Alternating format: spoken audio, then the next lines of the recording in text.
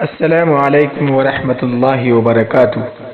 ناظرین کرام، میں آپ کا میزبان غلام مجتبی رشادی اپنے یوٹیوب چینل میں آپ تمام سامعین و سامعات کا دل کی گہرائیوں کے ساتھ خیر مقدم کرتا ہوں۔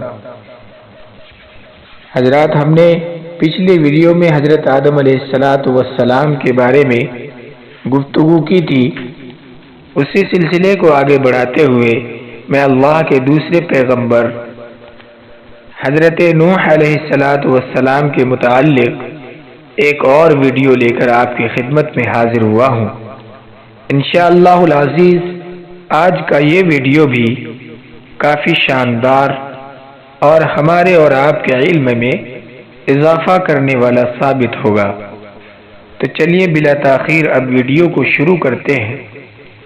بسم اللہ الرحمن الرحیم، الحمد للہ رب العالمین والصلاة والسلام علی رسولہ الکریم، اما بعد۔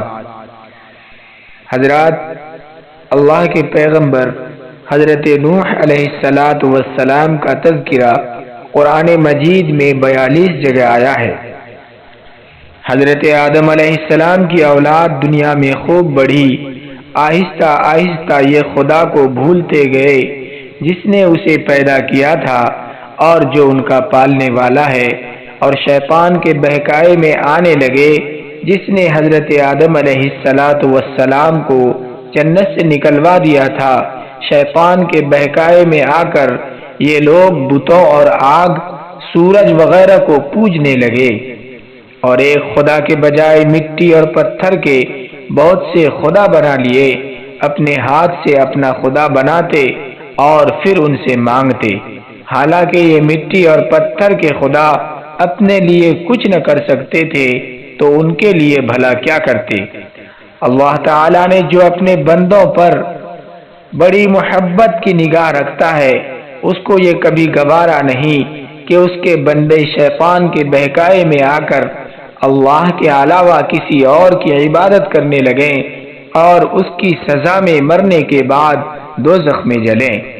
اللہ پاک نے حضرت نوح علیہ السلام کو اپنا نبی بنا کر بھیجا۔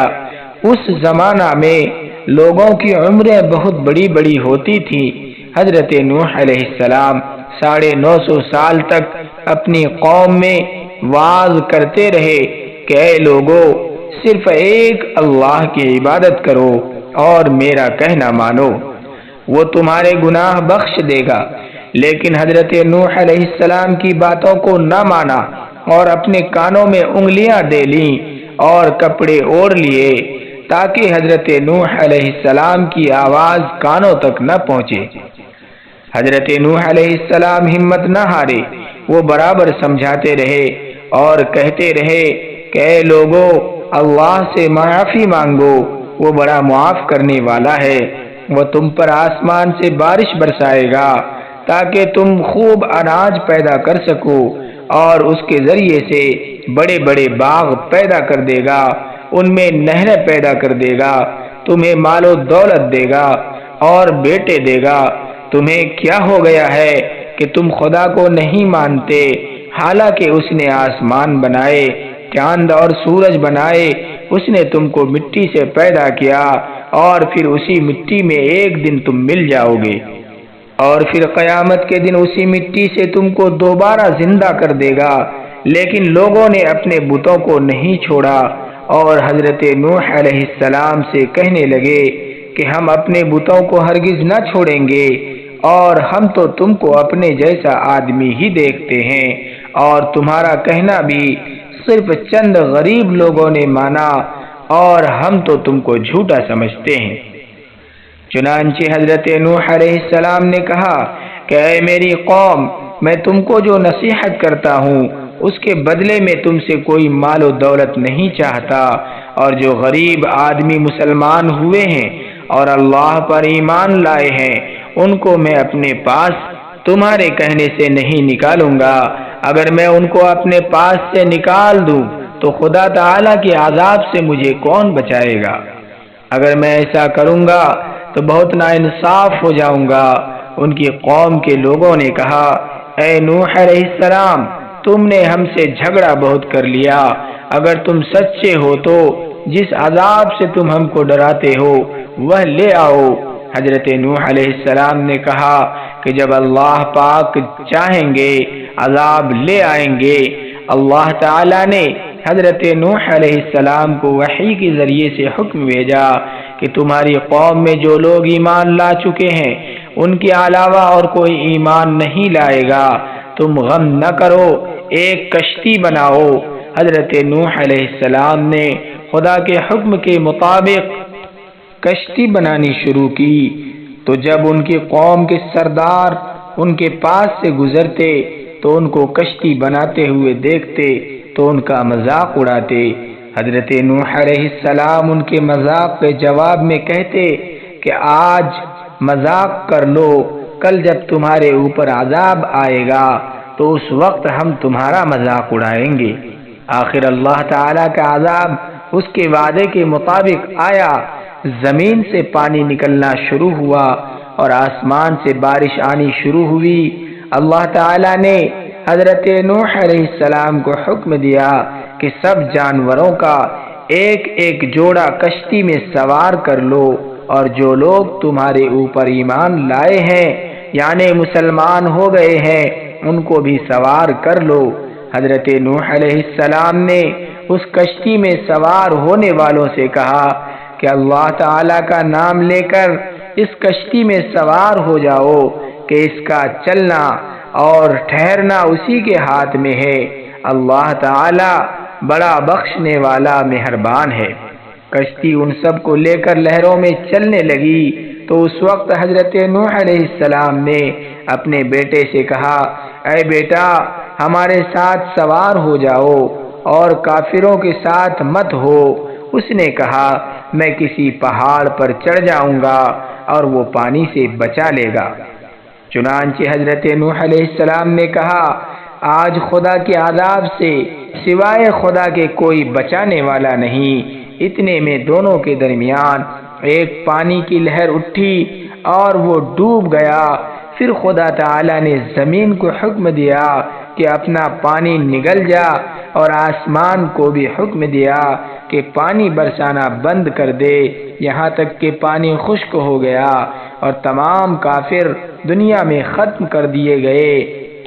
حضرت نوح علیہ السلام کی کشتی کوہ جودی پر ٹھہری۔ حضرت نوح علیہ السلام نے اپنے پروردگار سے عرض کیا، اے میرے رب، میرا بیٹا بھی میرے گھر والوں میں سے ہے اور آپ کا وعدہ سچا ہے۔ یعنی حضرت نوح علیہ السلام کا مطلب تھا کہ اللہ تعالی آپ نے وعدہ فرمایا تھا کہ تیرے گھر والوں کو اس طوفان سے بچا لوں گا، پھر میرا بیٹا کیوں ڈوبا؟ تو خداوند تعالی نے فرمایا کہ اے نوح، تیرا بیٹا تیرے گھر والوں میں سے نہیں تھا کیونکہ اس کے عمل اچھے نہیں تھے۔ میں تجھ کو نصیحت کرتا ہوں کہ ایسی بات نہ کر جو تیرے علم میں نہیں، اس لیے کہ کنعان اللہ کے علم ازلی میں کافر تھا اور یہ بات حضرت نوح علیہ السلام کے علم میں نہ تھی۔ حضرت نوح علیہ السلام نے اللہ پاک سے توبہ کی اور اپنے کہنے کی معافی چاہی۔ اللہ پاک نے ان کو معاف کر دیا اور حکم دیا کہ اے نوح، ہماری طرف سے سلامتی اور برکتوں کے ساتھ اتر۔ اس کے بعد حضرت نوح علیہ السلام کی امت سے دنیا بسی اور آہستہ آہستہ ان کے بال بچے آباد ہوتے گئے۔ یہ سب لوگ خدا تعالی کی اطاعت کرتے رہے۔ زمانہ گزرتا گیا اور آہستہ آہستہ شیطان نے پھر بہکانا شروع کیا تو یہ لوگ خدا تعالی کو بھولنے لگے۔ حضرت نوح علیہ السلام جو اللہ تعالی کے اتنے بڑے پیغمبر تھے، اپنے بیٹے کو اس کے برے کاموں کی وجہ سے اللہ تعالی کے عذاب سے نہ بچا سکے۔ اس طرح اگر ہمارے ماں باپ اللہ کے کتنے ہی ولی کیوں نہ ہوں، اگر ہمارے اچھے عمل نہ ہوں تو وہ ہم کو اللہ تعالی کے عذاب سے نہ بچا سکیں گے۔ ہم کو اپنے بزرگوں کے نیک عمل کا سہارا نہیں لینا چاہیے۔ بلکہ اللہ اور اس کے رسول صلی اللہ تعالی علیہ وسلم کے بتائے ہوئے کاموں پر عمل کر کے نیک بننا چاہیے۔ اسی وجہ سے اللہ تعالی نے قرآن مجید میں کہا ہے کہ اگر تم ایک ذرہ برابر بھی نیکی کرو گے تو اس کا بدلہ ہم تم کو دیں گے، اور اگر ایک ذرہ برابر بھی برا عمل کرو گے تو وہ بھی تمہارے سامنے آ جائے گا۔ اللہ تبارک و تعالی ہم تمام سامعین و سامعات کو اس سبق آموز واقعات سے نصیحت حاصل کرنے اور اس پر عمل پیرا ہونے کی توفیق عنایت فرمائے، آمین۔ وآخر دعوانا ان الحمد للہ رب العالمین۔ السلام علیکم ورحمۃ اللہ وبرکاتہ۔